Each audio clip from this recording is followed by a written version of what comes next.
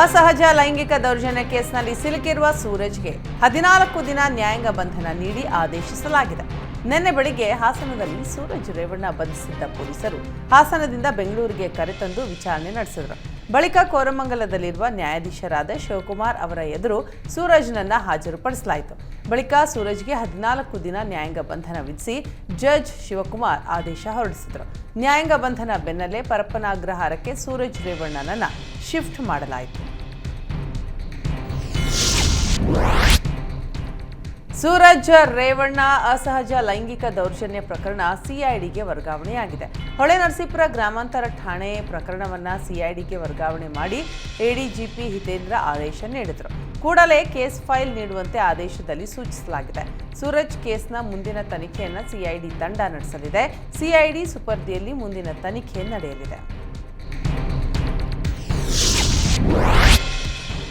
ಸೂರಜ್ ರೇವಣ್ಣ ವಿರುದ್ಧದ ಅಸಹಜ ಲೈಂಗಿಕ ದೌರ್ಜನ್ಯ ಪ್ರಕರಣದಲ್ಲಿ ಸಂತ್ರಸ್ತನ ವಿರುದ್ಧ ದೂರು ನೀಡಿದ್ದ ಸೂರಜ್ ಆಪ್ತ ಶಿವಕುಮಾರ್ ಸದ್ಯ ನಾಟ್ ರೀಚೇಬಲ್ ಆಗಿದ್ದಾರೆ ಅಂತ ಹೇಳಲಾಗ್ತಾ ಇದೆ.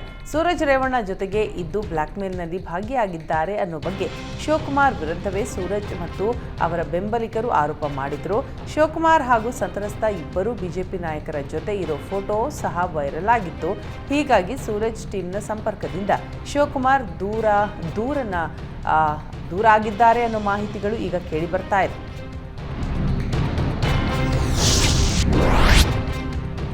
ರೇಣುಕಾಸ್ವಾಮಿ ಕೊಲೆ ಪ್ರಕರಣದ A1 ಆರೋಪಿ ಪವಿತ್ರ ಗೌಡ ಜೈಲಿನಲ್ಲಿ ನಿದ್ದೆ ಬಾರದೆ ಒದ್ದಾಡ್ತಾ ಇದ್ದಾಳಂತೆ. ಮಲಗೋದಿಕ್ಕೆ ಜೈಲಿನ ಬ್ಲ್ಯಾಂಕೆಟ್ಗಳನ್ನೇ ಕೊಡಲಾಗಿದೆ. ಆದರೆ ಹೊದಿಕೆ ಸರಿ ಇಲ್ಲ, ಮನೆಯಿಂದಲೇ ಬೆಡ್ಶೀಟ್ ತರಿಸಿಕೊಡಿ ಅಂತ ಜೈಲು ಸಿಬ್ಬಂದಿಯ ಜೊತೆ ಪವಿತ್ರ ಖ್ಯಾತೆ ತೆಗೆದಿದ್ದಾಳೆ. ಇದು ನಿಮ್ಮ ಮನೆಯಲ್ಲ, ಜೈಲು ಅಂತ ಜೈಲಿನ ಸಿಬ್ಬಂದಿ ಗದರಿದ್ದಾರೆ. ಈ ಮಧ್ಯೆ ಮನೆಯವರು ತಂದುಕೊಟ್ಟ ಬ್ಯಾಗನ್ನು ಪವಿತ್ರಾಗೆ ನೀಡಲಾಗಿದೆ.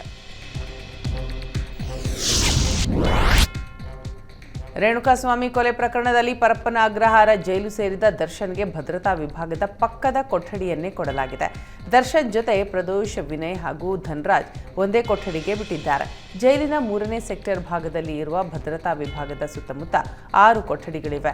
ಭದ್ರತಾ ವಿಭಾಗದಲ್ಲಿ ಒಂದು ಕೊಠಡಿ ದರ್ಶನ್ಗೆ ನೀಡಲಾಗಿದೆ. ಇಲ್ಲಿ ಹೊರಗಿನ ಖೈದಿಗಳಿಗೆ ಬರಲು ಅವಕಾಶ ಇರೋದಿಲ್ಲ.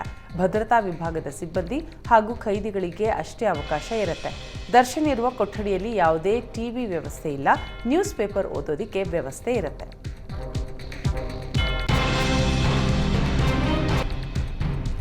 ಮಂಡ್ಯದಲ್ಲಿ ಪೊಲೀಸ್ ಕಾನ್ಸ್ಟೇಬಲ್ ಮೇಲೆ ಹಲ್ಲೆ ನಡೆಸಿದ ಆರೋಪದ ಅಡಿ ನಟ ದರ್ಶನ್ ಆಪ್ತರ ವಿರುದ್ಧ ಮತ್ತೊಂದು ಕೇಸ್ ದಾಖಲಾಗುವ ಸಾಧ್ಯತೆ ಇದೆ.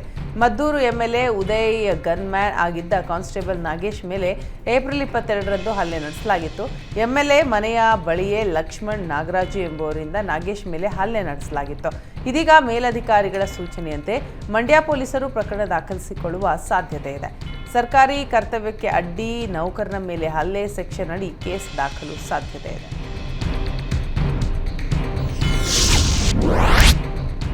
ಸಂಡೂರಿನ ದೇವದಾರಿ ಪ್ರದೇಶದಲ್ಲಿ ಸರ್ಕಾರಿ ಸ್ವಾಮ್ಯದ ಕುದುರೆಮುಖ ಕಬ್ಬಿಣದ ಅದಿರು ಕಂಪನಿಗೆ ಗಣಿಗಾರಿಕೆ ಮಾಡಲು ಅನುಮತಿ ನೀಡಿರೋದಕ್ಕೆ ವಿರೋಧ ವ್ಯಕ್ತವಾಗಿದೆ. ಅಂಚೆ ಇಲಾಖೆಯ ನೌಕರ ಅಂಚೆ ಕೊಟ್ರೇಶ್ ಪತ್ರ ಚಳವಳಿ ಮಾಡುವ ಮೂಲಕ ಪರಿಸರ ಉಳಿವಿಗಾಗಿ ಹೋರಾಟ ಮಾಡ್ತಾ ಇದ್ದಾರೆ. ವಿಜಯನಗರ ಜಿಲ್ಲೆಯ ಕೊಟ್ಟೂರು ಪಟ್ಟಣದ ಅಂಚೆ ನೌಕರ ಕೊಟ್ರೇಶ್ ಪ್ರಧಾನಮಂತ್ರಿ ಸೇರಿದಂತೆ ಕೇಂದ್ರ ಸಚಿವ ಕುಮಾರಸ್ವಾಮಿ ಅವರಿಗೆ ಪತ್ರ ಬರೆಯುವ ಮುಖಾಂತರ ಗಣಿಗಾರಿಕೆ ವಿರೋಧಿಸಿದ್ದಾರೆ.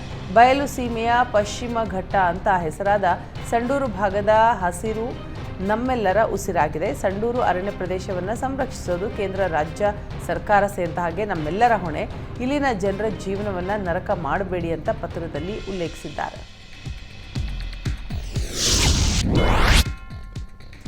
ಲೋಕಸಭಾ ಚುನಾವಣೆಯಲ್ಲಿ ಬಿಜೆಪಿ ಅಭ್ಯರ್ಥಿ ಸೋಲಿನ ಪರಾಮರ್ಶೆ ನಡೀತಾ ಇದ್ದು 2 ಬಣಗಳ ನಡುವೆ ಶೀತಲ ಸಮರಕ್ಕೆ ಕಾರಣವಾಗಿದೆ. ಬಿಜೆಪಿ ಅಭ್ಯರ್ಥಿ ಗಾಯತ್ರಿ ಸಿದ್ದೇಶ್ವರ್ ಸೋಲಿಗೆ ರೇಣುಕಾಚಾರ್ಯ ನೇತೃತ್ವದ ಲಗಾನ್ ಟೀಮ್ ಅಲ್ಲ, ದಾವಣಗೆರೆ ಬಾಯ್ಸ್ ಟೀಮ್ ಕಾರಣ ಅಂತ ರೇಣುಕಾಚಾರ್ಯ ಬೆಂಬಲಿಗರು ತಿರುಗೇಟು ಕೊಟ್ಟಿದ್ದಾರೆ. ಮತ್ತೊಂದೆಡೆ ಜಿಎಂ ಸಿದ್ದೇಶ್ವರ್ ಅವರ ನೇತೃತ್ವದ ದಾವಣಗೆರೆ ಬಾಯ್ಸ್ ಟೀಮ್ನ ಸ್ವಯಂಕೃತ ಅಪರಾಧವೇ ಕಾರಣ ಅಂತ ವಿವಿಧ ತಾಲೂಕುಗಳ ಬಿಜೆಪಿ ಮುಖಂಡರು ಆರೋಪಿಸಿದರು. ಹೊನ್ನಾಳಿ ತಾಲೂಕು ಮಂಡಲ ಅಧ್ಯಕ್ಷ ಜಿಕೆ ಸುರೇಶ್ ಈ ಬಗ್ಗೆ ಪ್ರತಿಕ್ರಿಯಿಸಿ, ಬಿಜೆಪಿ ಅಭ್ಯರ್ಥಿ ಸೋಲಿಗೆ ಮಾಜಿ ಸಚಿವರಾದ ಎಸ್ಎ ರವೀಂದ್ರನಾಥ್ ಮತ್ತು ರೇಣುಕಾಚಾರ್ಯ ಅವರ ಟೀಮ್ ಕಾರಣವಲ್ಲ, ಬಿಜೆಪಿ ಸೋಲಿಗೆ ಮಾಜಿ ಸಂಸದರ ಸ್ವಯಂಕೃತ ಅಪರಾಧವೇ ಕಾರಣ. ಜೊತೆಗಿದ್ದ ದಾವಣಗೆರೆ ಬಾಯ್ಸ್ ಟೀಮ್ ಹೊಗಳಿಕೆ ಮಾತುಗಳು, ಅತಿಯಾದ ಆತ್ಮವಿಶ್ವಾಸ, ಮುಖಂಡರನ್ನ ಸರಿಯಾಗಿ ನಡೆಸಿಕೊಳ್ಳದೇ ಇರೋದು ಸೋಲಿಗೆ ಕಾರಣ ಅಂತ ಹೇಳಿದರು. ಜೂನ್ 24ರಿಂದ 29ರವರೆಗೆ ಜಿಲ್ಲೆಯ ವಿವಿಧ ತಾಲೂಕುಗಳಲ್ಲಿ ಜಿಲ್ಲಾಧಿಕಾರಿಗಳ ಜನಸ್ಪಂದನ ಕಾರ್ಯಕ್ರಮ ಜರುಗಲಿದೆ. ಜನಸ್ಪಂದನ ಕಾರ್ಯಕ್ರಮವನ್ನು ಧಾರವಾಡ ಜಿಲ್ಲೆಯ ಎಲ್ಲ ತಾಲೂಕುಗಳಲ್ಲಿ ಜಿಲ್ಲಾಧಿಕಾರಿಗಳು ದಿವ್ಯಪ್ರಭು ಆಯೋಜಿಸಲು ನಿರ್ಧರಿಸಿದ್ದಾರೆ. ಸಾರ್ವಜನಿಕರ ದೂರು ಅಹವಾಲುಗಳನ್ನು ಆಲಿಸಿ ಸ್ಥಳದಲ್ಲಿಯೇ ಪರಿಹಾರ ನೀಡುವ ಬಗ್ಗೆ ಚರ್ಚೆ ನಡೆಸಿದ್ದಾರೆ. ಕುಂದಗೋಳದಲ್ಲಿ ತಾಲೂಕು ಮಟ್ಟದ ಜನಸ್ಪಂದನ ಕಾರ್ಯಕ್ರಮ ಜರುಗಲಿದೆ.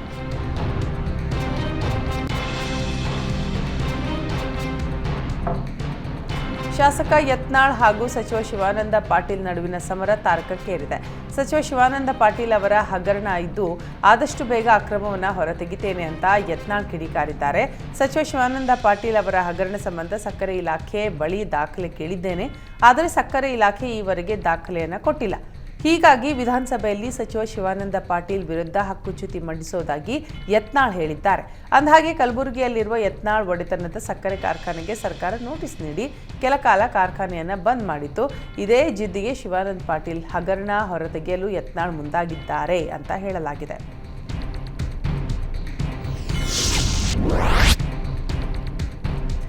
ನೂತನ ಸಂಸದ ಜಿ. ಕುಮಾರ್ ನಾಯಕ್ ಕಾರ್ಯಕರ್ತರಿಗೆ ಕೃತಜ್ಞತಾ ಸಮಾರಂಭ ಮತ್ತು ಔತಣಕೂಟ ಏರ್ಪಡಿಸಿದರು. ಈ ವೇಳೆ ತಮ್ಮ ಪರ ದುಡಿದ ಮುಖಂಡರು ಹಾಗೂ ಕಾರ್ಯಕರ್ತರಿಗೆ ಸನ್ಮಾನಿಸಿದರು. ಬಳಿಕ ಮಾತನಾಡಿದ ಕುಮಾರ್ ನಾಯಕ್, ನನಗೆ ಸಂಸದ ಸ್ಥಾನ ಬಯಸದೆ ಬಂದ ಭಾಗ್ಯ. ಪಕ್ಷವು ನನ್ನ ಮೇಲೆ ನಂಬಿಕೆ ಇಟ್ಟು ಲೋಕಸಭಾ ಕ್ಷೇತ್ರ ಟಿಕೆಟ್ ನೀಡಿತ್ತು. ಕಾರ್ಯಕರ್ತರ ಬೆಂಬಲದಿಂದ ಅಭೂತಪೂರ್ವ ಗೆಲುವು ಸಿಕ್ಕಿದೆ. ಕ್ಷೇತ್ರದ ಮತದಾರರಿಗೆ ಚಿರಋಣಿಯಾಗಿ ಇರೋದಾಗಿ ಹೇಳಿದರು. ಚಿಕ್ಕಬಳ್ಳಾಪುರ ಲೋಕಸಭಾ ಕ್ಷೇತ್ರದ ಸಂಸದರಾದ ಡಾಕ್ಟರ್ ಕೆ. ಸುಧಾಕರ್ ಅವರಿಗೆ ಅಭಿನಂದನಾ ಸಮಾರಂಭ ಹಮ್ಮಿಕೊಳ್ಳಲಾಗಿತ್ತು. ಚಿಕ್ಕಬಳ್ಳಾಪುರ ಜಿಲ್ಲೆ ಗೌರಿಬಿದನೂರು ವಿಧಾನಸಭಾ ಕ್ಷೇತ್ರದ ಬಿಜೆಪಿ ಮತ್ತು ಜೆಡಿಎಸ್ ಮುಖಂಡರಿಂದ ಸನ್ಮಾನ ಕಾರ್ಯಕ್ರಮ ನಡೆಯಿತು.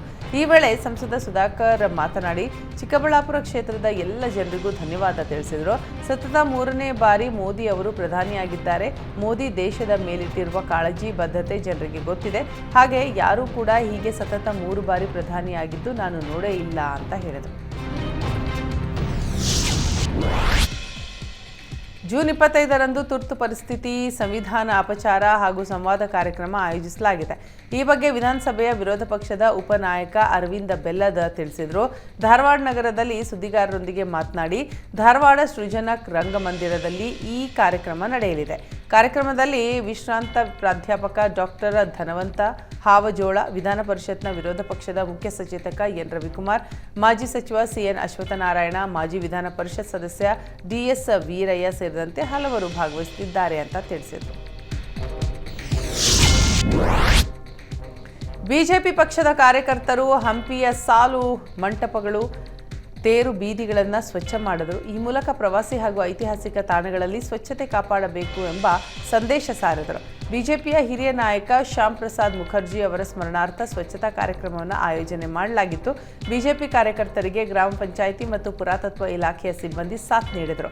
ಈ ವೇಳೆ ಮಾತನಾಡಿದ ಹೊಸಪೇಟೆ ಕ್ಷೇತ್ರದ ಪರಾಜಿತ ಅಭ್ಯರ್ಥಿ ಸಿದ್ಧಾರ್ಥ್ ಸಿಂಗ್, ಐತಿಹಾಸಿಕ ಹಂಪಿ ನಮ್ಮೆಲ್ಲರ ಹೆಮ್ಮೆ. ಇದನ್ನು ಪ್ರತಿಯೊಬ್ಬರೂ ಕಾಪಾಡಿಕೊಳ್ಳುವ ಮೂಲಕ ಮುಂದಿನ ಪೀಳಿಗೆಗೆ ನಮ್ಮ ಸಂಸ್ಕೃತಿಯ ಪರಿಚಯ ಮಾಡಿಕೊಡಬೇಕಾಗಿದೆ. ಇದು ಹಾಳು ಹಂಪಿಯಲ್ಲ, ಸಾಂಸ್ಕೃತಿಕ ವೈಭವದಿಂದ ಮೆರೆದ ಹಂಪಿ ಅಂತ ಹೇಳಿದರು.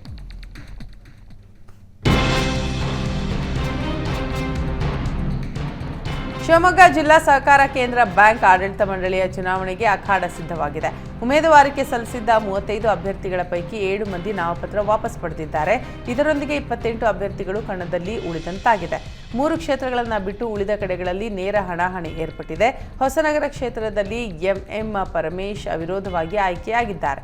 ಉಳಿದ 12 ಸ್ಥಾನಗಳಿಗೆ ಜೂನ್ 28ರ ಬೆಳಿಗ್ಗೆ 9ರಿಂದ ಸಂಜೆ 4ರವರೆಗೆ ಚುನಾವಣೆ ನಡೆಯಲಿದ್ದು, ಚುನಾವಣೆ ನಡೆದ 3 ತಾಸಿನ ಒಳಗೆ ಫಲಿತಾಂಶ ಪ್ರಕಟವಾಗಲಿದೆ. ಡಿಸಿಸಿ ಬ್ಯಾಂಕ್ ಅಧ್ಯಕ್ಷರಾಗಿದ್ದ ಆರ್ಎಂ ಮಂಜುನಾಥ ಗೌಡ, ದುಗ್ಗಪ್ಪ ಗೌಡ, ಶಿವನಂಜಪ್ಪ, ವಿರೂಪಾಕ್ಷಪ್ಪ, ಶಾಸಕ Beduru Gopalakrishna, Honagodu Ratnakara, HL Shadakshari, SP Dinesh, SK Mariyappa ಮೊದಲಾದ ಘಟಾನುಘಟಿಗಳು ಕಣದಲ್ಲಿದ್ದಾರೆ. ಮಹದೇಶ್ವರ ಬೆಟ್ಟದ ಸಾಲೂರು ಮಠದ ಹಿರಿಯ ಶ್ರೀ ಗುರು ಸ್ವಾಮೀಜಿಗಳ ಆರೋಗ್ಯದಲ್ಲಿ ಚೇತರಿಕೆ ಕಂಡುಬಂದಿದೆ. ಗುರುಸ್ವಾಮೀಜಿ ಅನಾರೋಗ್ಯದಿಂದ ಮೈಸೂರಿನ ಜೆಎಸ್ಎಸ್ ಆಸ್ಪತ್ರೆಗೆ ದಾಖಲಾಗಿದ್ದಾರೆ. ಸಿದ್ಧಗಂಗಾ ಶ್ರೀಗಳು ಆಸ್ಪತ್ರೆಗೆ ಭೇಟಿ ನೀಡಿ ಆರೋಗ್ಯ ವಿಚಾರಿಸಿದ್ದಾರೆ. ಗುರುಸ್ವಾಮಿಗಳು ನಿಧನ ಅಂತ ವದಂತಿ ಹಬ್ಬಿದ ಹಿನ್ನೆಲೆ ವದಂತಿಗಳಿಗೆ ಕಿವಿಗೊಡಬಾರದು ಅಂತ ಸಾಲೂರು ಮಠದ ಶಾಂತ ಮಲ್ಲಿಕಾರ್ಜುನ ಸ್ವಾಮೀಜಿಗಳು ಮನವಿ ಮಾಡಿದ್ದಾರೆ.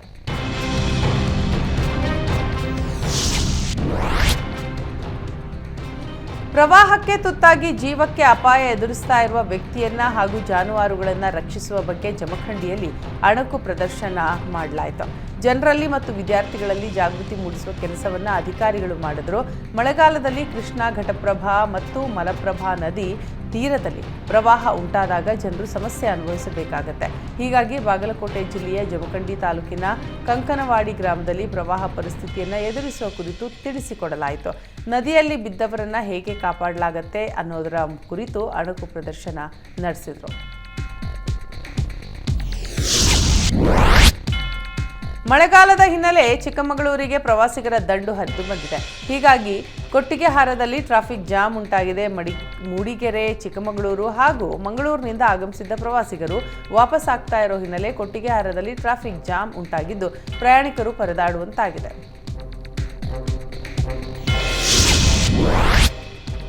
ಕೊಡಗು ಜಿಲ್ಲೆಯ ಸೋಮವಾರಪೇಟೆಯ ಕೋಟೆ ಬೆಟ್ಟ ಪ್ರವಾಸಿ ತಾಣದಲ್ಲಿ ಪ್ರವಾಸಿಗರ ಮೇಲೆ ಹಲ್ಲೆ ನಡೆದಿದೆ. ಮಕ್ಕಳು, ಮಹಿಳೆಯರು ಸೇರಿ ಕುಟುಂಬ ಸಮೇತ ಪುತ್ತೂರಿನಿಂದ ಕೊಡಗಿನ ಕೋಟೆ ಬೆಟ್ಟಕ್ಕೆ ಪ್ರವಾಸಕ್ಕೆ ಬಂದಿದ್ದರು. ಈ ವೇಳೆ ಬೈಕಿನಲ್ಲಿ ಬಂದ ಇಬ್ಬರು ಹಲ್ಲೆ ನಡೆಸಿ ಬಳಿಕ ಚಿನ್ನದ ಸರ ಕಿತ್ತು ಬೈಕ್ ಅಲ್ಲೇ ಬಿಟ್ಟು ಎಸ್ಕೇಪ್ ಆಗಿದ್ದಾರೆ ಅಂತ ದೂರು ನೀಡಲಾಗಿದೆ. ಇಬ್ಬರು ಆರೋಪಿಗಳು ಮಾದಾಪುರದ ನಿವಾಸಿಗಳು ಎಂಬ ಶಂಕೆ ವ್ಯಕ್ತವಾಗಿದೆ. ದೌರ್ಜನ್ಯಕ್ಕೆ ಒಳಗಾದ ಪ್ರವಾಸಿಗರು ಮಾದಾಪುರ ಉಪಠಾಣಾ ಪೊಲೀಸರಿಗೆ ದೂರು ನೀಡಿದ್ದಾರೆ.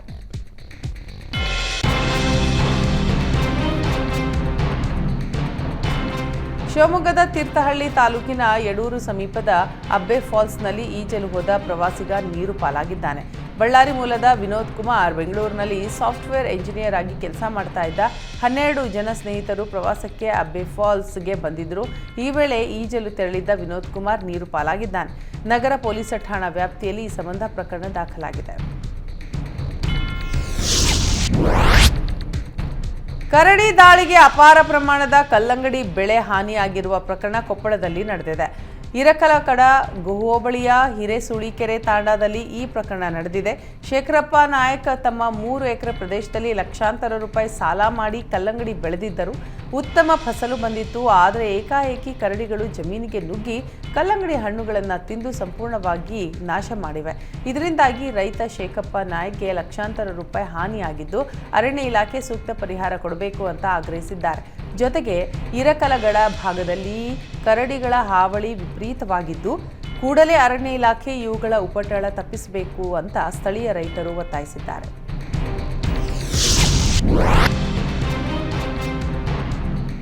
ಸರಣಿ ಅಪಘಾತಕ್ಕೆ 6 ಕಾರುಗಳು ಜಖಮಾದ ಘಟನೆ ಮೈಸೂರಿನ ಹುಣಸೂರು ತಾಲೂಕಿನ ಕೊಳಗಟ್ಟ ಗ್ರಾಮದ ಬಳಿ ನಡೆದಿದೆ. ಮುಂದೆ ತೆರಳುತ್ತಾ ಇದ್ದ ಕಾರು ಚಾಲಕ ಯಾವುದೇ ಮುನ್ಸೂಚನೆ ಕೊಡದೆ ಬ್ರೇಕ್ ಹಾಕಿದ್ದಾನೆ. ಇದರ ಪರಿಣಾಮ ಹಿಂದೆ ಇದ್ದ 5 ಕಾರುಗಳು ಒಂದಕ್ಕೊಂದು ಡಿಕ್ಕಿ ಹೊಡೆದು ನಿಂತಿವೆ. 5 ಕಾರುಗಳ ಮುಂಭಾಗ ಸಂಪೂರ್ಣ ನಜ್ಜುಗುಜ್ಜಾಗಿದೆ. ಅದೃಷ್ಟವಶಾತ್ ಯಾವುದೇ ಪ್ರಾಣಹಾನಿ ಸಂಭವಿಸಿಲ್ಲ.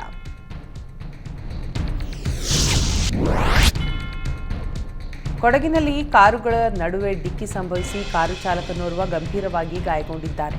ಮಡಿಕೇರಿ ತಾಲೂಕಿನ ತಾಳತ್ ಮನೆ ಜಂಕ್ಷನ್ ಸಮೀಪ ಈ ಘಟನೆ ನಡೆದಿದೆ. ವಿರಾಜಪೇಟೆಯಿಂದ ಮಂಗಳೂರಿಗೆ ಸಂಪರ್ಕ ಕಲ್ಪಿಸುವ ರಸ್ತೆಯಲ್ಲಿ ಕಾರುಗಳು ಮುಖಾಮುಖಿ ಡಿಕ್ಕಿ ಹೊಡೆದಿವೆ. ಅಪಘಾತದ ರಭಸಕ್ಕೆ 2 ಕಾರುಗಳು ಜಖಂಗೊಂಡಿದ್ದು ಚಾಲಕ ಅಶೋಕ್ ಎಂಬಾತನಿಗೆ ಗಂಭೀರ ಗಾಯಗಳಾಗಿವೆ. ಘಟನೆ ಸಂಬಂಧ ಮಡಿಕೇರಿ ಸಂಚಾರಿ ಪೊಲೀಸ್ ಠಾಣೆಯಲ್ಲಿ ಕೇಸ್ ದಾಖಲಾಗಿದೆ. ಉತ್ತರ ಕನ್ನಡ ಜಿಲ್ಲೆಯ ಮುಂಡಗೋಡಿನಲ್ಲಿ ಅಡುಗೆ ಸಹಾಯಕಿ ಹುದ್ದೆಗೆ ಪಟ್ಟಣ ಪಂಚಾಯತ್ ಕಾಂಗ್ರೆಸ್ ಸದಸ್ಯೆ ಲಂಚ ಕೇಳಿದ್ದಾರೆ ಎಂಬ ಆರೋಪ ಕೇಳಿಬಂದಿದೆ.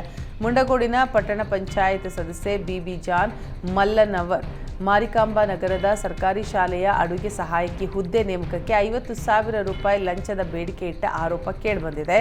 ಅರ್ಜಿದಾರೆಯೊಂದಿಗೆ ಮಾತನಾಡುವ ಫೋನ್ ಸಂಭಾಷಣೆ ಆಡಿಯೋ ವೈರಲ್ ಆಗಿದೆ. ಲೋಕಸಭೆ ಚುನಾವಣೆಯಲ್ಲಿ ಚಿಕ್ಕಬಳ್ಳಾಪುರದಲ್ಲಿ ಕಾಂಗ್ರೆಸ್ ಸೋತರು. ಬಾಗೇಪಲ್ಲಿಯಲ್ಲಿ ಕಾಂಗ್ರೆಸ್ ಪಕ್ಷಕ್ಕೆ ಹೆಚ್ಚಿನ ಲೀಡ್ ಬಂದಿತ್ತು. ಹೀಗಾಗಿ ಪಕ್ಷದ ಕಾರ್ಯಕರ್ತರಿಗೆ ಶಾಸಕ ಎಸ್ಎನ್ ಸುಬ್ಬಾರೆಡ್ಡಿ ಭರ್ಜರಿ ಬಾಡೂಟ ಆಯೋಜಿಸಿದರು. ಮಟನ್ ಪಲಾವ್, ಚಿಕನ್ ಫ್ರೈ, ಮುದ್ದೆ, ಇಡ್ಲಿ, ಕಾಲ್ ಸೂಪ್, ಕಬಾಬ್ ಸೇರಿ ಭರಪೂರ ಭೋಜನವನ್ನು ಆಯೋಜಿಸಿದರು.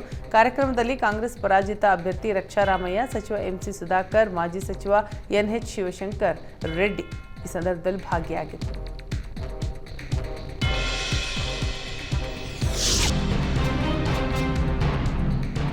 ಫೋಟೋಶೂಟ್ಗಾಗಿ ಕೆರೆ ಬಳಿ ಹೋಗಿದ್ದ ಜೋಡಿಗೆ ಮೊಸಳೆಯೊಂದು ಪ್ರತ್ಯಕ್ಷವಾಗಿದೆ. ಆನೇಕಲ್ ತಾಲೂಕಿನ ರಾಗಿಹಳ್ಳಿ ಬಳಿ ಮುತ್ತರಾಯನ ಕೆರೆಯಲ್ಲಿ ಮೊಸಳೆ ಪ್ರತ್ಯಕ್ಷವಾಗಿದೆ. ಇನ್ನು ಮೊಸಳೆ ಕಂಡು ಸ್ಥಳೀಯರು ಭಯಭೀತರಾಗಿದ್ದಾರೆ. ಮೊಸಳೆಯನ್ನ ಸೆರೆ ಹಿಡಿಯುವಂತೆ ಅರಣ್ಯಾಧಿಕಾರಿಗಳಿಗೆ ಮನವಿ ಮಾಡಿದ್ದಾರೆ. ಚಿತ್ರದುರ್ಗದ ಕುಂದಾಪುರದಲ್ಲಿ ಇಸ್ರೋದಿಂದ RLV ಲ್ಯಾಂಡಿಂಗ್ ಯಶಸ್ವಿ ಪ್ರಯೋಗ ನಡೆಸಲಾಯಿತು.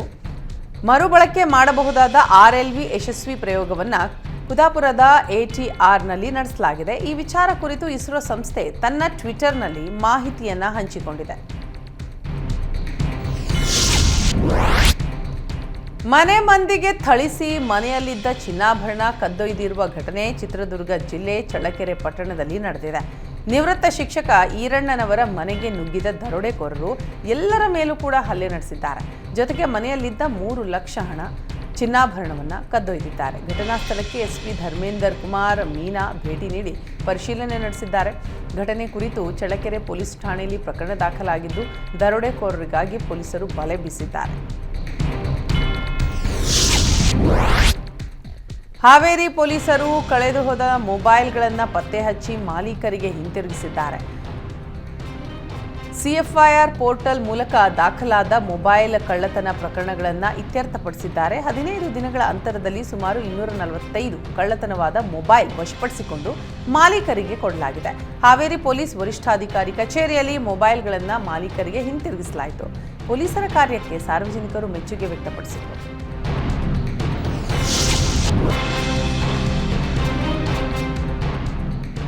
ಕೋಲಾರ ಜಿಲ್ಲೆ ಮಾಲೂರು ತಾಲೂಕಿನ ಹಳೇಪಾಳ್ಯದಲ್ಲಿ ಬಂಡೆಗೆ ಸಿಲುಕಿ ಇಟಾಚಿ ಆಪರೇಟರ್ ಓರ್ವ ಮೃತಪಟ್ಟಿದ್ದ.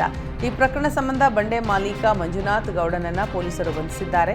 ಇಟಾಚಿ ಆಪರೇಟರ್ ಪ್ರವೀಣ್ ಮೃತಪಡ್ತಾ ಇದ್ದಂತೆ ಬಂಡೆ ಮಾಲೀಕ ಮಂಜುನಾಥ್ ಗೌಡ ತಲೆಮರೆಸಿಕೊಂಡಿದ್ದ. ಪ್ರಕರಣ ದಾಖಲಿಸಿಕೊಂಡ ಮಾಸ್ತಿ ಠಾಣೆ ಪೊಲೀಸರು ಬಂಡೆ ಮಾಲೀಕನನ್ನ ಹುಡುಕಿ ಬಂಧಿಸಿದ್ದಾರೆ. ಜಮೀನು ವಿವಾದದ ವಿಚಾರದಲ್ಲಿ ಸ್ನೇಹಿತನಿಗೆ ಬೆಂಬಲ ನೀಡಿದ್ದಾನೆ ಅಂತ ವ್ಯಕ್ತಿಯೊಬ್ಬರ ಮೇಲೆ ಹಲ್ಲೆ ಮಾಡಲಾಗಿದೆ. ಕೋಲಾರ ಜಿಲ್ಲೆ ಶ್ರೀನಿವಾಸಪುರ ತಾಲೂಕಿನ ನಾರಮಾಕಲಪಲ್ಲಿಯಲ್ಲಿ ಘಟನೆ ನಡೆದಿದೆ. ವೆಂಕಟರಾಮರೆಡ್ಡಿ ಎಂಬುವವರ ಮೇಲೆ 4 ಜನರ ಗುಂಪು ಹಲ್ಲೆ ಮಾಡಿದೆ ಅಂತ ಹೇಳಲಾಗಿದೆ. ಶಿವಾರೆಡ್ಡಿ, ಮಂಜುನಾಥ್, ವೆಂಕಟರಮಣಾರೆಡ್ಡಿ, ಪ್ರಕಾಶ್ ಹಲ್ಲೆ ಮಾಡಿದ್ದಾರೆ ಅಂತ ಆರೋಪಿಸಲಾಗಿದೆ. ಕಿಡಿಗೇಡಿಗಳ ದಾಳಿಯಿಂದಾಗಿ ವೆಂಕಟರಾಮರೆಡ್ಡಿಯ 2 ಕೈಗಳು ಹಾಗೂ 1 ಕಾಲಿಗೆ ಬಲವಾದ ಗಾಯವಾಗಿದ್ದು RL ಜಾಲಪ್ಪ ಆಸ್ಪತ್ರೆಯಲ್ಲಿ ಚಿಕಿತ್ಸೆ ನೀಡಲಾಗ್ತಾ ಇದೆ. ಘಟನೆಯ ಕುರಿತು ಶ್ರೀನಿವಾಸಪುರ ಪೊಲೀಸ್ ಠಾಣೆಗೆ ದೂರು ನೀಡಿದ್ದರೂ ಈವರೆಗೂ ಆರೋಪಿಗಳನ್ನು ಬಂಧಿಸಿಲ್ಲ. ಪೊಲೀಸರ ವಿರುದ್ಧ ಕುಟುಂಬಸ್ಥರು ಆಕ್ರೋಶ ವ್ಯಕ್ತಪಡಿಸಿದ್ದಾರೆ. ವಿಜಯಪುರ ಜಿಲ್ಲೆಯಲ್ಲಿ ಅರಣ್ಯ ಪ್ರದೇಶ ಹೆಚ್ಚಿಸುವ ಕೋಟಿ ವೃಕ್ಷ ಅಭಿಯಾನಕ್ಕೆ KBJNL ಅಧಿಕಾರಿಗಳು ಕೊಳ್ಳಿ ಇಟ್ಟಿದ್ದಾರೆ. ಪ್ರತಿ ವರ್ಷ ಜೂನ್ ಹೊತ್ತಿಗೆ 5 ಕೋಟಿ ವೆಚ್ಚದಲ್ಲಿ 6 ಲಕ್ಷ ಸಸಿಗಳನ್ನು ನೆಡಲಾಗ್ತಾ ಇತ್ತು. ಆದರೆ ಈ ಬಾರಿ KBJNL ನೀಡಬೇಕಿದ್ದ 5 ಕೋಟಿ ಅನುದಾನವನ್ನು ಕೊಟ್ಟಿಲ್ಲ. ಇದರಿಂದ ಜಿಲ್ಲೆಯಲ್ಲಿ ಸಸ್ಯ ಸಂಪತ್ತು ಹೆಚ್ಚಿಸುವ ಪರಿಸರ ಪ್ರಿಯರ ಕನಸಿಗೆ ತಣ್ಣೀರು ಎರಚಿದಂತಾಗಿದೆ. ಕೂಡಲೇ KBJNL ಅನುದಾನ ಬಿಡುಗಡೆ ಮಾಡಬೇಕು ಅಂತ ಪರಿಸರವಾದಿಗಳು ಒತ್ತಾಯಿಸಿದ್ದಾರೆ.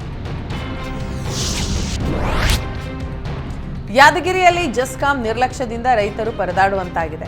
ಕಳೆದ ತಿಂಗಳು ಸುರಿದ ಮಳೆಯಿಂದಾಗಿ ವಡಗೇರ ತಾಲೂಕಿನ ಹಲವೆಡೆ ವಿದ್ಯುತ್ ಕಂಬ ನೆಲಕ್ಕುರುಳಿದೆ.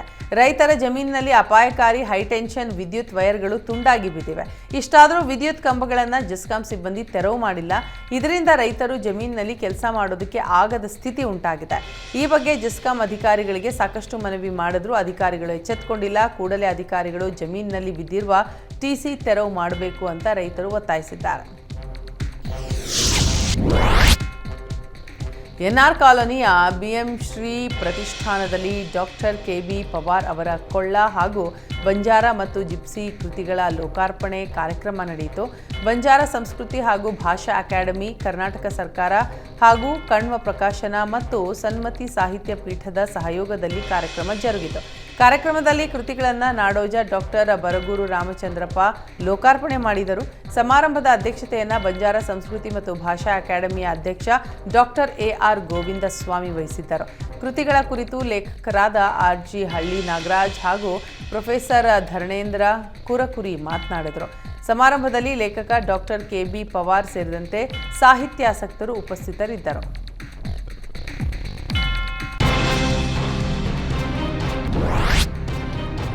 ಪ್ರಸಕ್ತ ಟಿ20 ವಿಶ್ವಕಪ್ನಲ್ಲಿ ಬಲಿಷ್ಠ ಆಸ್ಟ್ರೇಲಿಯಾ ವಿರುದ್ಧ ಗೆದ್ದ ನಂತರ ಅಫ್ಘಾನಿಸ್ತಾನ ತಂಡದ ಆಟಗಾರರ ಸಂಭ್ರಮ ಮುಗಿಲು ಮುಟ್ಟಿತ್ತು. ತಂಡದ ಬಸ್ನಲ್ಲಿ ಆಟಗಾರರು ಕುಣಿದು ಕುಪ್ಪಳಿಸಿದ್ದಾರೆ. ಈ ವೇಳೆ ತಂಡದ ಬೌಲಿಂಗ್ ಕೋಚ್ ವೆಸ್ಟ್ ಇಂಡೀಸ್ ಮಾಜಿ ಆಟಗಾರ ಡ್ವೇನ್ ಬ್ರಾವೋ ಕೂಡ ಆಟಗಾರರೊಂದಿಗೆ ಕುಣಿದು ಕುಪ್ಪಳಿಸಿದರು. ಈ ವಿಡಿಯೋ ಸೋಷಿಯಲ್ ಮೀಡಿಯಾದಲ್ಲಿ ಈಗ ಭಾರಿ ವೈರಲ್ ಆಗಿದೆ. ಮುಂಬೈನಲ್ಲಿ ರಿಲಯನ್ಸ್ ಫೌಂಡೇಶನ್ ವತಿಯಿಂದ ಒಲಿಂಪಿಕ್ ದಿನವನ್ನು ಆಚರಿಸಲಾಯಿತು. ಈ ಕಾರ್ಯಕ್ರಮದಲ್ಲಿ 900ಕ್ಕೂ ಅಧಿಕ ಶಾಲಾ ಮಕ್ಕಳು ಭಾಗವಹಿಸಿದ್ದರು. 6 ಬಾರಿಯ ವಿಂಟರ್ ಒಲಿಂಪಿಯನ್ ಶಿವಕೇಶವನ್ ವಿವಿಧ ಕ್ರೀಡೆಗಳ ಮಹತ್ವ ಹಾಗೂ ಒಲಿಂಪಿಕ್ ಮೌಲ್ಯಗಳ ಬಗ್ಗೆ ಮಕ್ಕಳಿಗೆ ಸ್ಫೂರ್ತಿ ತುಂಬಿದರು.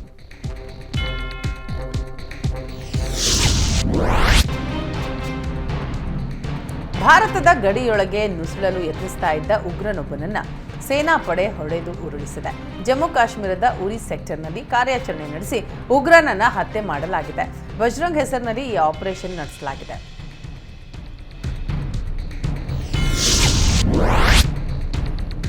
ಲೋಕಸಭಾ ಚುನಾವಣೆಯಲ್ಲಿ ಪಕ್ಷದ ಹೀನಾಯ ಸೋಲಿನ ಬಳಿಕ ಬಿಎಸ್ಪಿ ಮುಖ್ಯಸ್ಥೆ ಮಾಯಾವತಿ ಯು ಟರ್ನ್ ತೆಗೆದುಕೊಂಡಿದ್ದಾರೆ. ತಮ್ಮ ಸೋದರಳಿಯ ಆಕಾಶ್ ಆನಂದ್ಗೆ ಮತ್ತೆ ಪಕ್ಷದ ಜವಾಬ್ದಾರಿಯನ್ನ ನೀಡಿದ್ದಾರೆ. ಆಕಾಶ್ ಆನಂದ್ ತಮ್ಮ ಉತ್ತರಾಧಿಕಾರಿ ಜೊತೆಗೆ ಪಕ್ಷದ ರಾಷ್ಟ್ರೀಯ ಸಂಯೋಜಕ ಅಂತ ಮಾಯಾವತಿ ಘೋಷಿಸಿದ್ದಾರೆ. ಕಳೆದ ಮೇ ತಿಂಗಳಿನಲ್ಲಷ್ಟೇ ಆಕಾಶ್ ಆನಂದ್ರನ್ನ ರಾಷ್ಟ್ರೀಯ ಸಂಯೋಜಕ ಹುದ್ದೆಯಿಂದ ಮಾಯಾವತಿ ತೆಗೆದುಹಾಕಿದ್ರು. ಆಕಾಶ್ ಇನ್ನೂ ಅಪ್ರಬುದ್ಧ ಅಂತ ಆ ಸಮಯದಲ್ಲಿ ಅವರು ಹೇಳಿದರು. ಈಗ ಮಹತ್ವದ ಬೆಳವಣಿಗೆಯಲ್ಲಿ ಮತ್ತೆ ಆಕಾಶ್ಗೆ ಮಾಯಾವತಿ ಪಟ್ಟ ಕಟ್ಟಿದ್ದಾರೆ. ವಯನಾಡು ಕ್ಷೇತ್ರದ ಜನರಿಗೆ ಸಂಸದ ರಾಹುಲ್ ಗಾಂಧಿ ಭಾವನಾತ್ಮಕ ಪತ್ರ ಬರೆದಿದ್ದಾರೆ. ನಾನು ವಯನಾಡಿನ ಜನರಿಗೆ ಅಪರಿಚಿತನಾಗಿದ್ದೆ, ಆದರೂ ಅವರು ನನ್ನನ್ನು ನಂಬಿ ಪ್ರೀತಿಯಿಂದ ಅಪ್ಪಿಕೊಂಡಿದ್ದರು. ಧರ್ಮ, ಸಮುದಾಯ, ಭಾಷೆಯನ್ನ ನೋಡದೆ ನನ್ನನ್ನು ಗೆಲ್ಲಿಸಿದ್ದರು. ವಯನಾಡಿನ ಜನತೆ ನನ್ನ ಕುಟುಂಬದ ಸದಸ್ಯರಿದ್ದಂತೆ ಅಂತ ರಾಹುಲ್ ಪತ್ರದಲ್ಲಿ ಉಲ್ಲೇಖಿಸಿದ್ದಾರೆ. ಇದೇ ವೇಳೆ ವಯನಾಡಿನಿಂದ ನನ್ನ ಸಹೋದರಿ ಪ್ರಿಯಾಂಕಾ ಗಾಂಧಿ ಸ್ಪರ್ಧಿಸ್ತಾ ಇದ್ದು ಸಂಸತ್ತಿನಲ್ಲಿ ವಯನಾಡಿಗರ ಧ್ವನಿಯಾಗಿ ಕೆಲಸ ಮಾಡ್ತಾರೆ ಅಂತ ಬರೆದಿದ್ದಾರೆ. ಅಂದಹಾಗೆ ಈ ಬಾರಿಯ ಚುನಾವಣೆಯಲ್ಲಿ ರಾಯ್ಬರೇಲಿ ಹಾಗೂ ವಯನಾಡಿನಿಂದ ರಾಹುಲ್ ಕಣಕ್ಕಿಳಿದು ಎರಡೂ ಕ್ಷೇತ್ರದಲ್ಲೂ ಗೆಲುವು ಸಾಧಿಸಿದ್ರು. ರಾಯ್ಬರೇಲಿಯನ್ನು ಉಳಿಸಿಕೊಂಡು ವಯನಾಡು ಸಂಸದ ಸ್ಥಾನಕ್ಕೆ ರಾಜೀನಾಮೆ ನೀಡಿದರು. ಬಿಹಾರದಲ್ಲಿ ನಿರ್ಮಾಣ ಹಂತದ ಸೇತುವೆಗಳ ಕುಸಿತ ಪ್ರಕರಣ ಮುಂದುವರೆದಿದೆ. ಪೂರ್ವ ಚಂಪಾರಣ್ ಜಿಲ್ಲೆಯಲ್ಲಿ ಸೇತುವೆಯೊಂದು ಕುಸಿದು ಬಿದ್ದಿದೆ. ಅದೃಷ್ಟವಶಾತ್ ಯಾವುದೇ ಪ್ರಾಣಹಾನಿ ಸಂಭವಿಸಿಲ್ಲ. ವಿವಿಧ ಗ್ರಾಮಗಳಿಗೆ ಸಂಪರ್ಕ ಕಲ್ಪಿಸಲು 1.5 ಕೋಟಿ ವೆಚ್ಚದಲ್ಲಿ 16 ಮೀಟರ್ ಉದ್ದದ ಸೇತುವೆಯನ್ನು ನಿರ್ಮಿಸಲಾಗ್ತಾ ಇತ್ತು. ಆದರೆ ಕಳಪೆ ಕಾಮಗಾರಿಯಿಂದ ಉದ್ಘಾಟನೆಗೂ ಮುನ್ನವೇ ಸೇತುವೆ ಕುಸಿದಿದೆ ಅಂತ ಸ್ಥಳೀಯರು ಆರೋಪಿಸಿದ್ದಾರೆ. ರಾಷ್ಟ್ರ ರಾಜಧಾನಿ ದೆಹಲಿಯಲ್ಲಿ ನೀರಿನ ಬಿಕ್ಕಟ್ಟು ತಾರಕಕ್ಕೇರಿದೆ. ದೆಹಲಿಗೆ ನೀರು ಹರಿಸ್ತಾ ಇದ್ದ ಹತ್ನಿಕುಂಡ್ನ ಎಲ್ಲ ಬ್ಯಾರೇಜ್ಗಳನ್ನು ಹರಿಯಾಣ ಸರ್ಕಾರ ಮುಚ್ಚಿ ಹಾಕಿದೆ ಅಂತ ಆರೋಪಿಸಿ ದೆಹಲಿ ಜಲ ಸಚಿವೆ ಅತಿಶಿ ಉಪವಾಸ ಸತ್ಯಾಗ್ರಹ ನಡೆಸ್ತಾ ಇದ್ದಾರೆ. ಅತಿಶಿ ಉಪವಾಸ ಸತ್ಯಾಗ್ರಹ 4ನೇ ದಿನಕ್ಕೆ ಕಾಲಿಟ್ಟಿದೆ. ಇನ್ನು ನಿನ್ನೆ ಅತಿಶಿ ಆರೋಗ್ಯದಲ್ಲಿ ಏರುಪೇರು ಕಂಡು ಬಂದಿದ್ದು ರಕ್ತದೊತ್ತಡ ಹಾಗೂ ಸಕ್ಕರೆ ಮಟ್ಟ ಕುಸಿದಿದೆ ಅಂತ ಹೇಳಲಾಗ್ತಾ ಇದೆ. ಉಪವಾಸ ಕೈಬಿಡುವಂತೆ ಅತಿಶಿಗೆ ವೈದ್ಯರು ಸೂಚಿಸಿದ್ದಾರೆ ಅಂತ ಹೇಳಲಾಗಿದೆ.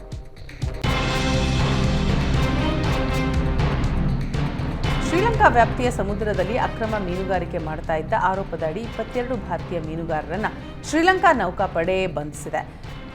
ನೆಂಡುಂತೀವು ದ್ವೀಪದ ಬಳಿ ಮೀನುಗಾರಿಕೆ ನಡೆಸ್ತಾ ಇದ್ದ ಮೀನುಗಾರರನ್ನ ಶ್ರೀಲಂಕಾ ಅರೆಸ್ಟ್ ಮಾಡಿದೆ. ಜೊತೆಗೆ 3 ಮೀನುಗಾರರ ದೋಣಿಗಳನ್ನು ಶ್ರೀಲಂಕಾದ ನೌಕಾಪಡೆ ವಶಕ್ಕೆ ಪಡೆದಿದೆ.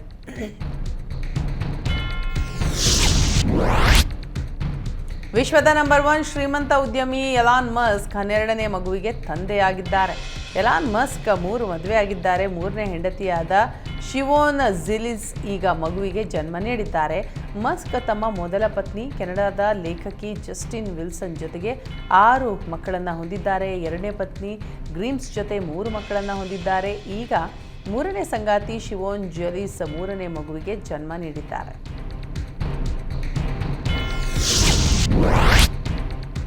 ಛತ್ತೀಸ್ಗಢದಲ್ಲಿ ನಕ್ಸಲರ ಅಟ್ಟಹಾಸ ಮಿತಿ ಮೀರಿದೆ. ನಕ್ಸಲರ ಐಇಡಿ ಸ್ಫೋಟಕ್ಕೆ 2 ಯೋಧರು ಹುತಾತ್ಮಗೊಂಡಿದ್ದಾರೆ.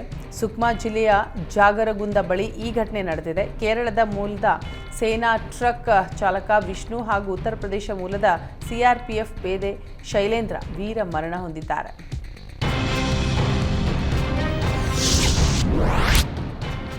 ವೈದ್ಯಕೀಯ ಕೋರ್ಸ್ಗಳ ಪ್ರವೇಶ ಪರೀಕ್ಷೆ ಹಾಗೂ ಉಪನ್ಯಾಸಕರ ಅರ್ಹತಾ ಪರೀಕ್ಷೆ ವಿವಾದದಿಂದ ಕೇಂದ್ರ ಎಚ್ಚೆತ್ತಿದೆ. ನೆಟ್ನಲ್ಲಿ ಭಾರೀ ಅಕ್ರಮ ಪತ್ತೆಯಾದ ಬೆನ್ನಲ್ಲೇ ಕೇಂದ್ರ ಸರ್ಕಾರ ಕಠಿಣ ನಿಯಮ ಜಾರಿಗೊಳಿಸಿದೆ. ಪ್ರಶ್ನೆ ಪತ್ರಿಕೆ ಸೋರಿಕೆ ಮಾಡಿದರೆ 1 ಕೋಟಿ ರೂಪಾಯಿ ದಂಡ ಹಾಗೂ 10 ವರ್ಷಗಳ ಜೈಲು ಶಿಕ್ಷೆ ವಿಧಿಸುವ ಕುರಿತು ಕಾಯ್ದೆ 2024ಕ್ಕೆ ನಿಯಮಗಳನ್ನು ರಚಿಸಿ ಅಧಿಸೂಚನೆ ಹೊರಡಿಸಿದೆ. ಯುಪಿಎಸ್ಸಿ, ಎಸ್ಎಸ್ಸಿ, ರೈಲ್ವೆ ಮಂಡಳಿ, ಬ್ಯಾಂಕಿಂಗ್ ಪರೀಕ್ಷೆಗಳು ಹಾಗೂ ರಾಷ್ಟ್ರೀಯ ಪರೀಕ್ಷಾ ಸಂಸ್ಥೆ ನಡೆಸುವ ಎಲ್ಲ ಪರೀಕ್ಷೆಗಳಿಗೆ ಈ ನಿಯಮ ಅನ್ವಯಿಸಲಿದೆ.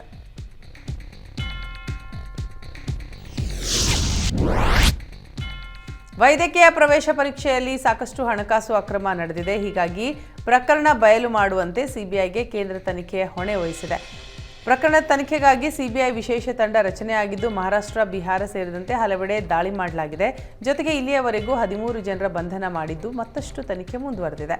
ಇನ್ನು ಪರೀಕ್ಷೆ ಅಕ್ರಮದಲ್ಲಿ ಕೋಟ್ಯಾಂತರ ರೂಪಾಯಿ ವಹಿವಾಟು ಆಗಿರೋದು ತಿಳಿದು ಬಂದಿದ್ದು ಪ್ರತ್ಯೇಕವಾಗಿ ಇಡಿ ತನಿಖೆ ನಡೆಸಲು ಮುಂದಾಗಿದೆ ಅಂತ ಹೇಳಲಾಗ್ತಾ ಇದೆ.